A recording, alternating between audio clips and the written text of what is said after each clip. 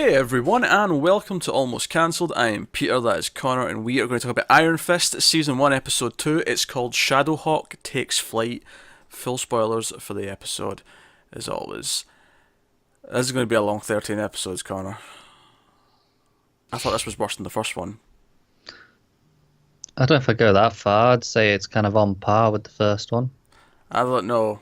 I was kind of screaming at the TV. Oh, actually, there was a few moments where I was physically angry at the logic that they were employing. The stupidity on display from multiple characters, and ultimately though, it's just this general feeling of them wasting my time.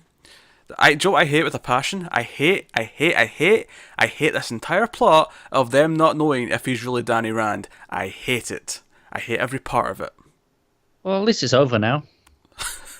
Sure. Right? Yeah. I mean... Great, yeah, we had to waste 2 episodes. This episode in particular, I mean, we open... He's in a psych ward. He's being force-fed meds to keep him sort of placid, and the whole thing is just... We open the episode with what you think is his doctor, and then he tries to convince him to kill himself, and it turns out, oh no, it's just one of the patients pretending to be a doctor. We'll just let him in, it'll be no problem. It was like this weird mix of cliche, stupidity, contrived, and probably still the worst part of it still is the pacing. Holy crap. This entire episode, in fact the first 2 episodes could have been one episode. One 45-minute episode, but no, we got 2 almost full hours out of this goddamn thing. Yeah. I don't know how they managed it. I mean, they didn't, clearly. Like, well, it's just they filled time. Shite. They filled time. There was things on the screen happening. Well, there was things on the screen. There was things on the screen. Happenings maybe debatable. Oh my god! And Joe really just signals the whole thing for you. At one point, Harold, what's the names? Meacham. So we establish he's got cameras set up in the hospital, and he's spying on everything. He's being seedy, and he's watching it all. Although, by the way, my favourite character might be his assistant Kyle. He just Googles shit for him. Yeah, he might be the best part of the show actually. But he's watching, and at one point after one of the sessions with the psychiatrist, the doctor, and Danny, at one point our villain actually says something that makes sense. Not a single person that Danny has spoken to and claimed to be Danny, and they've questioned it, not a single person, including the psychiatric doctor who's trying to help him, asks him the goddamn question, where have you been for 15 years? Not one! Oh, even if you don't believe him, you would ask that question. So where do you think you've been for 15 years? You would say, well, if you are Danny, where have you been? It's been 15 years. But not one of them! Not until... The doctor eventually asks it, but not until he already has proof that it's Danny. Yeah. Yeah, it's not good, is it? And there's other things that made me rage in terms of that. Go on. What else made you rage? What made me rage? So, Joy's assistant? Receptionist? Oh, I know what this is. I know all too well. Go on. Okay. I know, this made me rage. Yeah. This was one of Joy's lines. So, yes, her assistant says the question, if he is really Danny, he's got a funny way of proving it. And then Joy says... What else could he do? Really? What else could he do? Oh... Lots of things! Almost anything. Other than this. Lots of things. Lots of things. I'm going to test him with some M&Ms. Which, by the way, she has a cupboard full of nothing but giant bags of M&Ms. No. See, no. I'm not going to call shit on this, because I'd have a cupboard. I mean, mine would be peanut M&Ms, but I would have a cupboard full of peanut M&Ms. If I was in that position, I just would. No, peanut M&Ms and maybe some donuts and a couple of Snickers, but M&Ms mainly. Look, I'm not saying I wouldn't stock up on food. I would, but it's just a cupboard full of identical bags of M&Ms. This is stupid. This is the most stupid thing ever. And she's clearly got some long-standing issues that when Danny was killed, she was like, "What am I gonna do?" And she delved into the M&Ms. I'm surprised she's not fat, to be honest, with the amount of M&Ms she has in there. And you know what? Like this would actually be a nice moment when he sends the back. Like he sends it back, although she doesn't actually arrange for him to like have a way send it back, because she knows he's in a psych ward, and she's doubting that maybe we're being cruel, and it's not. If it's actually Danny, this is actually really bad. And she sends him these M&Ms, and the test is, of course, that they would always not eat the brown ones, even though they all taste the same, because they're M&Ms. They don't have different tastes. They're just colours. But whatever. Kids are stupid. So she sends him the M&Ms, and he takes out all the brown ones, and he's going to send them back. But she doesn't. She hasn't actually given him a way to send them back. No, it's just pure coincidence that Colleen just brings them for her. Yeah, Colleen just happens to go visit him, and because of that, she delivers on a them. Completely unrelated plot thread. Yes. It just coincidentally, he can give them to her, and she shows up with them, and then she's all happy because it must be really Danny, and it's like, and I think the big problem I have is that the Doctor kind of realizes it's Danny because he sort of corroborates his story that he tells. Yeah, the circus, and then she finds out it's Danny, and of course, Harold finds out it's Danny. He even shows up, and that was the other thing that I thought was stupid. His whole bedside bit where Danny's drugged up and he's got this weird effect on the camera, and he's like talking to him all weird. And he sings Danny Boy to him, which I'm convinced is like, we're launching this on Paddy's Day. Let's put something Irish related in there. Says the ginger in the green shirt. What?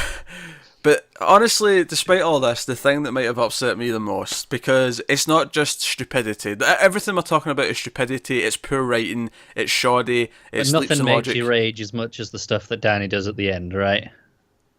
Well, no, I wasn't getting to that. I mean, we'll talk about that. Okay, I'll get there. I want to we're still in the scene where Harold's at the side of his bed. He's come to talk to him, and he's asking Danny questions. And he's like, Kunlun, and it's I'll spill all my secrets to you, no problem. It's I mean, he is drugged up, to be fair. I'll at least there's some logic here.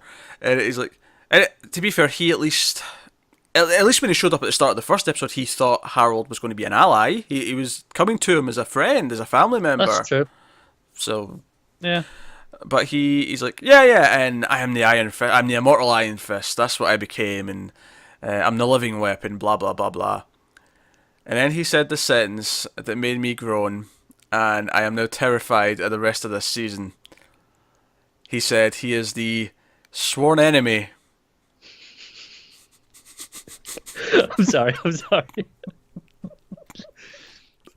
He is the sworn enemy. He is the sworn enemy of the Hand. The goddamn Hand! If there was one way you could make Peter hate this show anymore, it's that. The Hand! The entity that ruined, like... That up till this show was the worst part of the Netflix shows. All of them. Yes. People who want to hate Diamondback, sure, kind of lame. He's not as bad as the Hand. The Hand is worse. The Hand ruined the second half of season 2 of Daredevil. Also Stick. Stick also sucks. But the Hand... Like, at least here, like, I'm just going to try and play devil's advocate a little bit. Okay. Tonally, my problem with the Hand was that they didn't fit with Daredevil. It just didn't make sense in that season. That's what my problem was, not with the Hand themselves. Okay, sure. Here, we're at such a ground level that maybe it can be worked into the shows at a core level. Okay, I'm going to counteract that point, no? That doesn't have a damn clue what it's doing. More specifically, what is the tone of this show? Well, exactly, yeah. You don't know. You can't say it. Tell me what tone is. No, I can't. It goes all over the place. Because as much as I said in the first review, I said, I kind of want to lean into the cheesy kung fu martial arts stuff and maybe go down that kind of road. But there's a lot of cheesy things that happen, but none of it's related to the kung fu. It's just all these other cheesy moments. There was a moment with Harold that I really thought was cheesy when he's like, he's going to be of great importance to me, and he's because it goes back to his penthouse. Oh, sorry, this reminds me, because this is where he phones Ward, right? Well, he phones him later. Or does he phone him on the way in there as well? He may have done twice. I think phone on the way, because that's... Either way, when he phones him, did you see what his caller ID comes up as? No. Frankenstein. I thought that was fantastic. Okay. It was a small little thing that I caught, but I was like, okay, I like that one. So Harold gets back to the pet house, and there's a handprint, a hand, Mm. and it says, "Where have you been?" Implying he either has connections to maybe the hand, or if it's not the hand, it's a higher power that. But anyway, he goes up to rub it off, and it turns out it's on the outside of the glass, meaning whoever did this did it from the outside, and then obviously camera, we cut outside, and it's like a skyscraper where 80 stories in the air. I mean, so a ninja Yes. has done this, or someone with flying powers. Do you know the only thing I really liked in this episode, other than Kyle, who's a legend at this point, is when the Doctor believes him and he comes back in and he talks to him, he calls him Danny, and but he still thinks he's delusional because and this is where, again, the stupidity of Danny. This is where Yeah. I literally threw something. I think it was a TV remote. I literally just threw it across the room because I couldn't take it. It's so stupid. The Doctor believes you. He's on your side. You're Danny. You're this person. He's believing you were in a monastery, and then you have to tell him what Kunlun actually is. You have to actually say, "Oh, it's another dimensional plane, and it only appears once every 15 years." And I am the Iron Fist, and I have this power, and it's me. What are you doing? You're already in a psych ward. He is Fucking moron! going to think you're goddamn crazy. The one thing I did like, though, is I did like that he said that the delusion of having superpowers has went up since the incident. That was a cool little See, touch. this is the thing. I actually like the Doctor in this scene. Everything the Doctor says makes sense. He's like, okay, Oh, yeah, you've given yeah. me evidence. I believe you. Oh, now you're spouting crazy bullshit again. Maybe I should keep you here for something else. And he even points out, well, you went through this traumatic experience in a plane crash. Your parents both died. You barely survived yourself. It makes sense. You might be a little messed up in the head. You might have went through post-traumatic stress syndrome and you've come out whatever. Yeah. He speaks sense. The Doctor is actually not a moron. I mean, don't get me wrong. I will say he should have asked earlier where he'd been for 15 years. That was an obvious question to go down. Okay, yeah, but in this particular scene, the Doctor was everything he said was exactly right. Yes, no, the Doctor was speaking some sense in this scene. Danny, of course, was an idiot and gets kept in here as a result of his own idiocy. He was out the door. He could have left in about 5 minutes. Not literally, but essentially. He had to open his mouth, didn't he? Yeah, to open his stupid mouth, and we have to go through this stupid plot of him being in a psych ward, and it feels like we're just killing time. It feels like... Because this is the thing, seeing the first episode, when they're like, oh, is he or isn't he Danny Rand? I thought, okay, this will maybe be a plot for half the season then, where they're not really sure, and he slowly convinces them, and it'll be a big moment when they find out. End of episode 2, everyone's found out, and it feels like it's going to have very little impact going forward, that he might not have been. Yeah. I mean, I have to give the show a small amount of credit in that I know what it's doing now. Tonally, it doesn't work, but I get, oh, it's the hand. Okay, I know what they're the real big bad that's gonna, behind it all. I get that at least. Which after the first episode, I had no indication at all what it was going to be. Joe, I really hope he actually does beat the hand, because if he doesn't, it means they're going to be the villains and defenders, and that's really going to upset me. It's really going to upset me.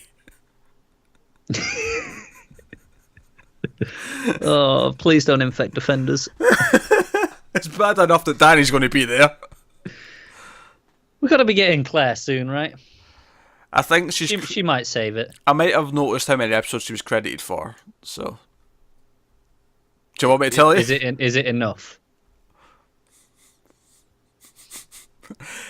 It depends. Tell me it's more than like 2. I can confirm it's more than 2. Are you being a cock and it's 3? No, wait. Hey, what I said was accurate. It is more than 2. Okay, how many? She's if IMDb is to be believed, she's credited for 6 episodes. So she might not appear till episode 7. Balls. No, you say that. They always do this shit where they have their detour around episode like 9 to 11-ish. So she'll probably be off for that. Yeah, well, yeah, but Iron Fist started with a detour. These 2 episodes felt like a detour. Yeah, well, I'll have another one. Yeah. So what else went on? So Ward's stressed. He's pissed that his dad seems to care about. He's jealous almost that it is him. We need to protect him. He might be useful to me because the hand's after me. That's why I faked my death probably. Blah blah blah blah. So he's stressed. He tries to bribe Colleen to say that he was dangerous when she ran into him, and we get multiple scenes of him coming to the dojo to try and. I will say I am liking Colleen. No, she's fine. The problem is though is that Ward's acting's pretty rough, especially. It's not good, is it? What was the moment that really wound me up? I think it's when he's talking to Joy after Joy's decided that it is him, it is Right. Danny, Oh, and he's like, "Nah, I can't be." and he makes this really angry face at her at one point, and it was so over the top and cheesy, and it was It was bad. like comically bad. Yeah. It was really bad. Because I don't think Joy's necessarily bad. I didn't really like her character in the first one, not necessarily that much here. I don't understand why, if she was considering it was him, why she didn't just ask a question earlier on for him to prove it. This goes back again, like, why didn't he just say something that proved it? And this is what the M&Ms were. This is exactly it. It was a personal thing that proved it was him. And you could have just said something. If not specifically the M&Ms, something, Danny. You could have said anything. Like, for example, when he went to a house outside her house, he went, "Hey, remember how we used to just not eat the brown M&Ms?" Oh, it's you, Danny. It's so good to see you again. You look like shit. Get some damn shoes. Come in. I'm sure I've got some somewhere. After all, I did take your family's house. The least I can do is give you some shoes. Oh my god. This show. The logic is baffling. This It really is. I'm not gonna. Obviously, you didn't see it, but this really feels like the guy who did the shit seasons of Dexter. It really feels like it. I'm so glad I never watched Dexter now. I mean, even the good stuff. It feels like it'd just be tainted by the end of this. Oh my god. So I also got angry at the end. So he finally does his fighting. You know, he summons his power. Well, that's actually the situation he's in when this happens. Basically, Ward, in his jealousy and rage at Danny, doesn't want his father to get him, so he pays off a guard to let the three sort of grunty, like... in every prison movie, there's always the prisoners who'll beat up the other prisoners for you for a price. Yeah. It's basically them, but in a psych ward. And the orderly puts him in a padded cell with these three guys with bats, and they start beating the crap out of him. And he summons his power, but I don't get it. I thought he was still all drugged up. Yeah, I thought the whole thing was I can't get my chi centered because I'm all these drugs and it's messing with me. But oh no, it's cool. I need to punch some people now. Nah, cool. I'll do it. What? Yeah, I don't know. I didn't. I don't understand why. Because that's what he said. He established this rule that he couldn't get centered because he was on these drugs. Multiple times. I don't know. Stress brings it. I don't know. It's because he was about to be killed, so the I chi, guess some adrenaline. Yeah, the chi knew he needed it. Still, so why make such a big deal about the drugs if it's just okay, some adrenaline will do the job. Yeah, and then he punches a hole in the wall, or he punches a door out of the wall. Yeah, that's pretty cool. So he can leave. Yeah, it was fine. I did like the music in this again when it kicked into all the trap stuff. I was like, yeah, I'm feeling this. The synth stuff was okay, yeah, as he was leaving. Yeah, it's the sort of stuff that I got from that trailer. I was like, yeah, give me that. That's what I want, and it's felt similar stylistically to that. I still feel like the fighting has no momentum. Like no, it doesn't. Colleen has this thing earlier on when she's like training her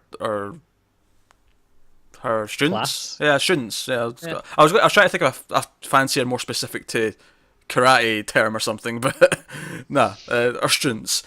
And like it turns out it's just our students, so okay, I guess you wouldn't be going too hard on them, but it still looked like it had no momentum because they were playing it to us as if it was like a real fight until twist, it was only an exercise. Yeah. And then again, the fight with Danny in the cell with the three guys again didn't really have much. Like, I'll say it was better than the last episode's stuff. There was a little bit more cutting around that kind of give it a little bit more than we had before. It wasn't good still. I wonder, there was a scene better. with Harold with he was like with a punching bag, he was boxing Yeah. punch bag. I was wondering if is that them setting up that he can fight just so that we can have a fight with him and Danny at some point. Maybe he just likes to keep himself in shape. I mean, He never can't leaves- go. yeah. He doesn't leave exactly. He's been there for 12 years. He's got to be bored as shit. Dear. At one point, you think he's going to actually start smacking Kyle with his belt. He takes his belt off and he's like getting ready to go, and he's just trying to give him some life advice. He's trying to be a father figure to Kyle. At least we should hopefully get some more Kyle next episode. I'll keep us going. Sure. That'll be interesting. Gotta have something, haven't we? I just feel. I feel like this whole plot of them not knowing who he is or not believing that it's really him just feels like this weird tangent to get an extra few episodes out of us. It's just instead of being tacked on at the end, it's tacked on at the start. It's like delaying the actual start of the proper story. Yeah, but the concern is, do we still have the extra few in the end as well, or is it instead? Because if it is instead, I mean, it'll just be the same complaint that we have with all the other shows. It's just in a worse place for it. Because at least by like episode 9, we're invested enough that we're going to stick with it. Yeah, but it's harder to get into it, and it's this weird thing where now we're doubting it and we think, oh, this is probably just bad. It's almost going to take more to win us over now. Exactly. So that is a concern. Yeah. But then, having said that, something that gets better as it goes is actually better than something that gets worse as it goes. So. It is. It's just it's one of those. At the start, it feels harder to go into. You're like, I'm not excited to watch this. Whereas at least with, let's say, Jessica Jones, I was excited. And then I had a bad episode. I'm sure it'll be better the next one. And well, yeah, because a little bit. Because at that point they'd already proven that they could do good episodes. Yeah, they'd earned you trust. That, so there's a misstep here. So when you hit that stupid pill guy episode 11 that everyone hated. Because it was terrible. You're like, oh, okay, that was terrible, but at least we should be back to the main thing next episode, and we'll be okay, because that has been good for the most part. But this needs to give us any episode that we go, oh, okay, this can be good. And they've still not sold me on the main character, which is a big problem. I'm thinking it almost certainly won't be just one episode that goes, oh, this is good now. It'll be a gradual shift if it happens at all. If it happens. That's a big, big if. It is a big if. Because think how invested you were in Matt Murdock at the end of episode 2. Oh, I know. Absolutely. Think of where you were with Luke Cage by the end of episode 2, or Jessica Jones. Yeah. I mean, this not even on the same level. It's not even. It's baffling. It's not like. Like, I think, I mean, admittedly, I might like certain seasons of like some of the network stuff better than some of the Netflix seasons, but at the very least, at the end of all those other ones, you're like, okay, the production value, the quality at least is aiming much higher. Like, there's an objective level of this that is better than the CW, DC shows, or even Agents of S.H.I.E.L.D. Even though I think Agents of S.H.I.E.L.D. in the long run is actually better than some of these shows, but I'd say I prefer Agents of S.H.I.E.L.D. over most of them, personally. I think I do as well, because I but think it has the advantage of 5 times as many episodes as anything else. It has that. It also has the fact that it's grown a lot more as well, and it's done different things. But at the same time, you get to the end of episode 2 of Daredevil, you go, it's never given me that.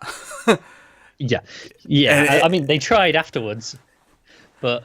And they did pretty well on S.H.I.E.L.D. when they tried to do similar stuff. And they've done it a few times, and it's always been fun and exciting. They've done some really great fight scenes on S.H.I.E.L.D. And that's what I've been loving about all the Netflix shows to a degree, along with S.H.I.E.L.D. They've always been trying to one-up each other. They went, hey, you did this. Let's have our turn. And they've been different, and because of that, it's benefited. But this feels so far, it's not bringing anything to that table. It's like, we don't care what you've done. We're just going to do whatever. Yeah, like, the fight scenes on S.H.I.E.L.D. the last couple of seasons put this to shame. Oh, absolutely. And that just should not be the case of anything of like any network show versus something from Netflix or anywhere else like that. It just shouldn't. Yeah, pretty much any fight Sky gets into nowadays is usually a winner. Don't really mention it, yeah. Yeah, and then you get Shotgun Axe. Oh man, much better. We should probably say that we should call this one here, because we're just going into talking about how good S.H.I.E.L.D. is at this point. We are. We'll be back with episode 3 probably tomorrow. If we get through more than we think we're going to do today, maybe you'll get a third one tonight. But probably 2 a day is maybe what we're going for. So it'll take a week. But hey, we might speed up here or there if we want to just try and get through it quicker, so it's over. We're done with. It's a really. I don't good think thing. I can take this if we get to Wednesday. We're still doing it. We still got this, because then I've got to sit through 2 of these and then Arrow, and I can't take that. I just can't do it. That's episode 2 of Iron Fist. Clearly, we are not enjoying it for a variety of reasons, and this is one of these things is where some people who are fans of things like to defend it from critics. They look at critics as this third party, this evil group. It's of critics. They're not real people. They're critics. Why are they making fun of things I've done. You know, it's funny how whenever DC get like a DC movie get a bad review or bad Rotten Tomato score, you had people, oh, Marvel are paying them off for bad DC reviews. Well, who's paying these bastards off now? Because this sucks. And Marvel aren't paying them off to say it sucks. So no, critics are people too, and they dislike things for a reason. And honestly, in this case, I am in agreement with. Yeah, I don't always agree with critics because obviously people have their own preferences and tastes. Of course, but there's a reason in general that there's often a unanimous consensus. A consensus, yes. Because things are objective. And it's okay. Subjective, you mean? No, but some things are objective. Oh yeah, sure. It's okay if you're against the consensus. Sometimes I find myself in the minority. Sometimes I know I'm in the minority and I know that I'm liking something that's got questionable elements, but I enjoy it anyway. Sometimes I know I'm in the minority and I'm right and everyone else is stupid. Rogue One. But but there's here I'm sticking up for the critics. I feel like yes, this show, at least so far, 2 episodes in, not good. Yeah, and maybe by 13 we'll change our minds. Who knows? Maybe I would love nothing more. We don't know. I would love nothing more to be dreading an episode and then it surprises me and goes, oh, that wasn't too bad. Oh, maybe it'll get better. But yeah. Let us know what you thought of the episode, folks. Like and subscribe, all that stuff. Helps us out a lot. Get us on Twitter at mailed_fuzz for channel updates. Individual Twitters are on the screen for general everyday ramblings. That is us. Find your chi, I guess. We'll see you next time.